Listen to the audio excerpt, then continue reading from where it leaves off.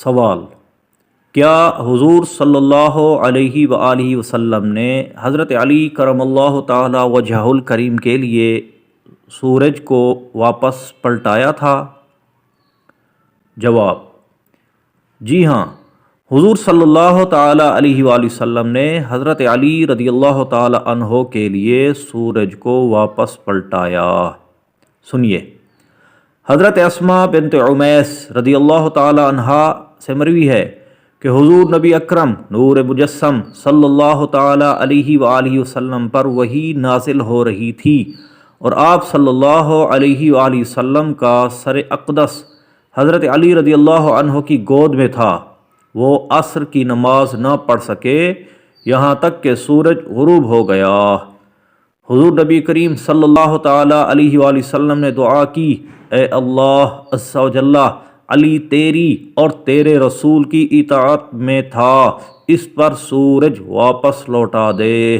حضرت اسماء رضی اللہ عنہا فرماتی ہے کہ میں نے اسے غروب ہوتے ہوئے بھی دیکھا اور پھر یہ بھی دیکھا کہ وہ غروب ہونے کے بعد دوبارہ طلوع ہوا۔ سبحان اللہ! یہ میرے پیارے آقا صلی اللہ تعالی علیہ وآلہ وسلم کا اختیار ہے۔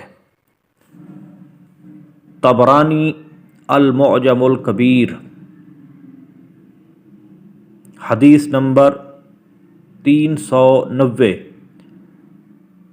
مجمع الزوائد جلد 8، علاء الذہبی جلد 5، البدایہ والنہایہ جلد 6، قاضی ایاض الشفاء جلد 1، الخصائص الکبریٰ جلد 2 صفحہ 137۔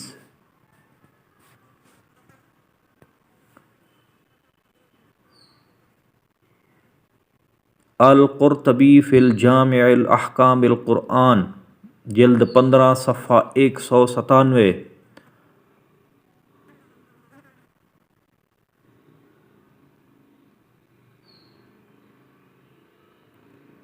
اسی طرح کی متعدد احادیث مبارکہ میں یہ روایت موجود ہے، لہذا حضور صلی اللہ تعالی علیہ وآلہ وسلم نے حضرت علی رضی اللہ تعالی عنہ کے لیے سورج کو واپس پلٹایا۔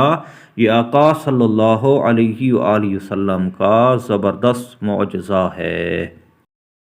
سورج الٹے پاؤں پلٹے، چاند اشارے سے ہو چاک، اندھے منکر دیکھ لے طاقت رسول اللہ کی، اندھے منکر دیکھ لے طاقت رسول اللہ کی۔